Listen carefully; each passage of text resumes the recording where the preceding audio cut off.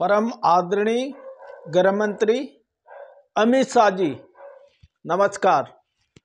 आज का सारा वीडियो हमारे श्रीमान गृह मंत्री जी के लिए है। महोदय, मैं आपसे निवेदन करना चाहता हूं, आसाम राइफल को इस प्रकार कि आपने क्यों लटका के रखा है?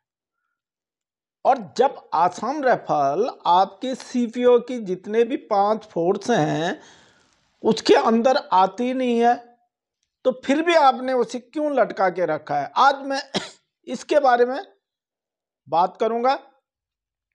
दोस्तों, वीडियो अंत तक सुनिए और वीडियो को ज्यादा से ज्यादा शेयर करें ताकि अमित शाह जी तक पहुंच सके, और ज्यादा से ज्यादा सब्सक्राइब करें। हम एक ही चीज मानते हैं आपसे, सब्सक्राइब करना। सबसे पहले हम आपसे कोई भीख नहीं मांग रहे हैं। जो हमारे पूर्वजों ने अपना लहू बहाया था, अपना खून बहाया था, इस देश के लिए अपनी शहादत दी थी, अपनी कुर्बानी दी थी, उसका एक इसलिए उन्होंने ये सब किया था कि हमारी आने वाली पीढ़ियां आजाद होगी और अपना एक अच्छा सा जीवन बिता पाएगी। लेकिन इसका सब उल्टा हुआ। जो हमारे पूर्वजों ने अपना खून बहा के, अपना लहू बहा के, अपना बलिदान दे करके एक होमगार्ड के तौर पर खड़ी हुई आसाम राइफल को पदोन्नति होते होते अपनी कुर्बानी दे करके बहुत ऊंचा उठाया था, डिफेंस तक पहुंचाया था, रक्षा मंत्रालय के अंदर तक पहुंचाया था। और 1984 में कांग्रेस की सरकार थी और 1986 और 84 के बीच में जो 4th पे कमीशन के बाद आसाम राइफल को सीपीओ में डालने की भरसक कोशिश की गई। ये कोशिश उस समय की कांग्रेस सरकार ने जो किया था, सिर्फ आसाम राइफल के लिए नहीं, जिसके लिए भी जो किया था, कांग्रेस ने देश के लिए बड़ी कुर्बानी दी थी। लेकिन आज अगर कांग्रेस की ये हालत हो रखी है तो अपनी करनी करतूतों की वजह से हो रखी है। और हम सब आपके कोर वोटर हैं। हमारे पास कम से कम 30 से 50 लाख के लगभग वोटर हैं। हम सब आपको वोट दिलाते हैं, लेकिन आपसे हम 8 सालों से सिर्फ यही चीज मांग रहे हैं कि आसाम राइफल को एक साइड कर दो, आप छोड़ दीजिए ना। हम ऐसे नहीं, हम क्यों मांग रहे हैं? ये है बड़ी लिस्ट है, ये इस लिस्ट को देख लीजिए, मैं लास्ट में डालूंगा। और ये लिस्ट है, पूरी लिस्ट है। 108 आदमी ने एक ही दिन में अपनी शहादत दी थी। ये 2nd विश्व युद्ध की है ये पूरी लिस्ट। और दूसरा, मैंने आपको कोर वोटर है क्यों बोला है, ये आप जानते होंगे।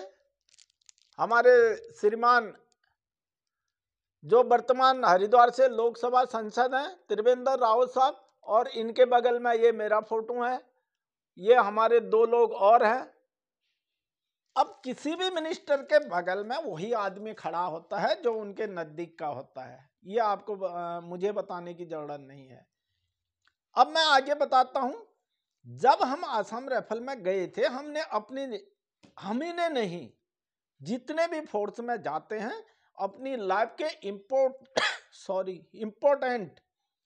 इंपोर्टेंट लाइफ वो उस फोर्स को दे करके आते हैं।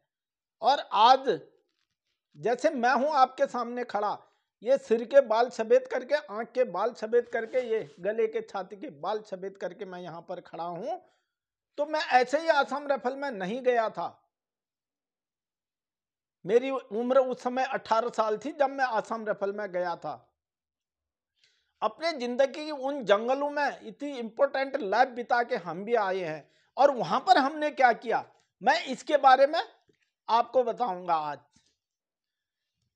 ये एक प्रशंसा पत्र है, उस समय की ये मेरी फोटो है, ये प्रशंसा पत्र है, शायद सभी को दिख रहा होगा। ये 1981 में, वैसे ये ऑपरेशन 1980 में हुआ था, लेकिन ये कार्ड मुझे 1981 में मिला था। नागालैंड के वक्चिंग मोन डिस्ट्रिक्ट में वक्चिंग बोलने वाला एक पोस्ट था, उसमें सिर्फ हमारी एक प्लाटून थी। एक प्लाटून में भी 15 आदमी वहां पर थे और 200 एनएससीएन के उग्रवादियों ने उस पोस्ट में अटैक कर दिया था।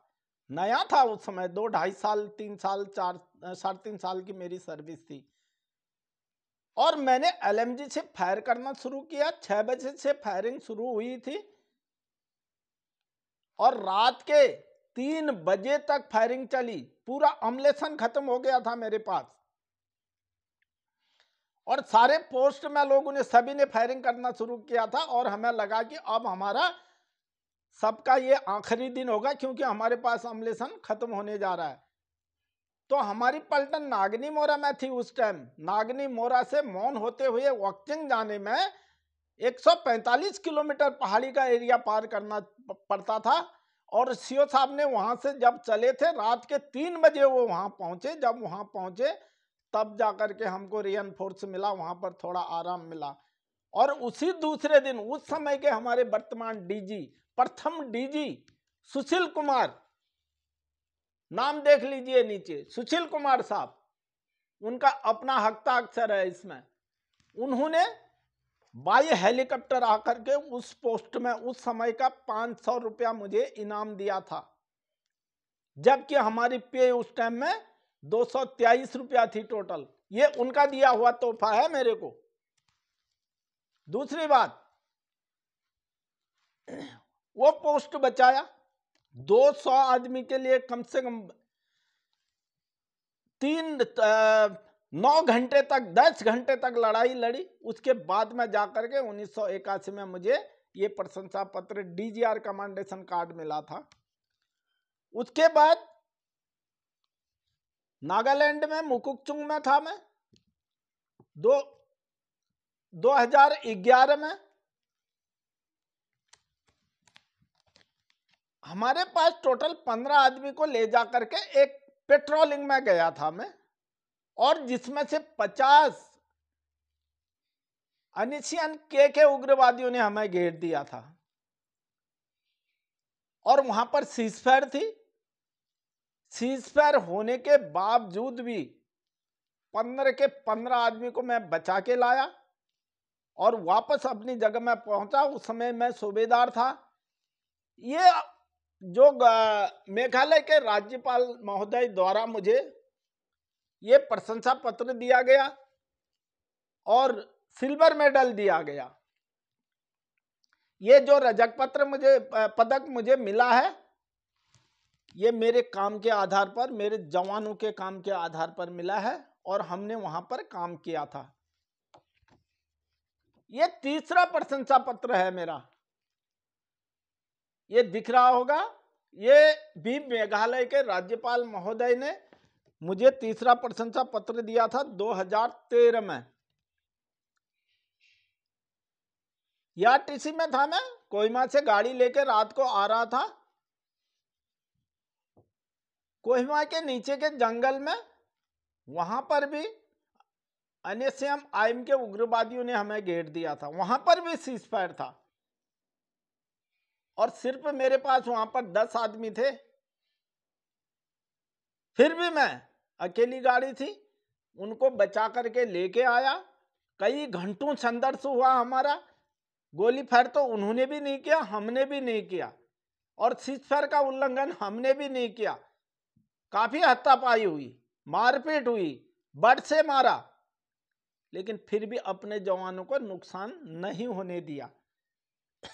इतना करने के बावजूद घर आने के बाद अब हमें लगता है इस असम राइफल के लिए हमने, हमारे पूर्वजों ने कितनी कुर्बानी दी है। अब आता हूं मैं आखिरी में। यह है आपका प्रथम विश्व युद्ध, सेकेंड विश्व युद्ध, द्वितीय विश्व युद्ध का। यह कोहिमा की लड़ाई का है, जिसमें एक प्लाटून तो ऊपर में थी आज उसे डोगरा हिल बोलते हैं, वहां पर थी, जिसके कमांडर तत्कालीन सूबेदार उत्तम सिंह साहब थे, उत्तम सिंह छेत्री थे।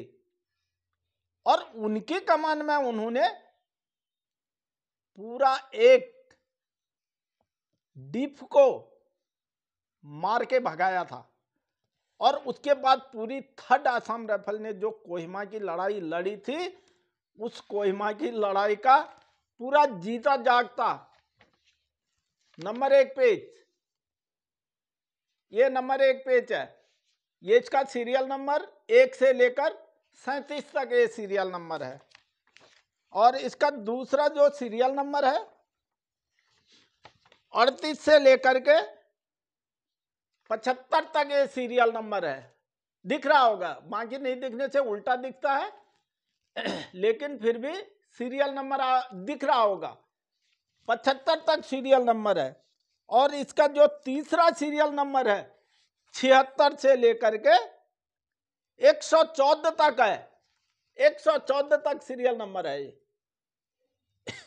और जो चौथा आपका सीरियल नंबर है ये है 116 से लेकर के 138 तक सीरियल नंबर है। सीरियल नंबर लास्ट तो 146 है, लेकिन मैं आपको 138 तक ही दिखा रहा हूं। 138 तक क्यों दिखा रहा हूं? जो 138 तक का ये सीरियल नंबर है, 138 जवान जो थे हमारे जेसीओ एनसीओ, ये सब जीडी के थे। ये जो थे द्वितीय विश्व युद्ध में शहीद हुए थे। ये हमारी इतिहास की कहानी है। हम किसी से कोई भीख नहीं मांग रहे, अपना अधिकार मांग रहे हैं। अपने पूर्वजों ने जो लहू बहाया था, उसका जो खून खराबा हुआ था, उन्होंने अपना सर्वोच्च बलिदान देकर अपने बच्चों के लिए कमाया था, वो आज हमसे छीन लिया गया है। इसमें सबसे ज्यादा हमारे साथ जीडी के साथ ये सारे जीडी के हैं। इसमें कोई भी एक भी ट्रेड का नहीं है जो अपनी कुर्बानी देने वाले हैं। और हमारे साथ इन्हीं सेंट्रल सर्विस वालों ने, जो डीजीआर कंट्रोल कैटेगरी के लोग हैं और उनको कमान, हमको कमान करने वाले अधिकारी हैं, उन्होंने गद्दारी किया है। और ये बलिदानी इतिहास है हमारा। दोस्तों, मेरे वीडियो को ज्यादा से ज्यादा शेयर करें और सब्सक्राइब करें। हम एक ही चीज मांगता हूं मैं आपसे, इतना मटेरियल ढूंढता हूं, टाइम लगता है हमारा। सब्सक्राइब, ज्यादा से ज्यादा सब्सक्राइब करें और शेयर करें। ये वीडियो मेरा अमित शाह जी तक पहुंचना चाहिए। जो इनके अधिकारी नहीं जानते हैं, इनको गलत ब्रीफ करते हैं, आसाम राइफल का गलत इतिहास बताते हैं, उनको थोड़ा पता चले। बाकी न कहकर मैं यहीं समाप्त कर रहा हूं। जय हिंद, जय आसाम राइफल, जय आर्यवा, जय हिंद।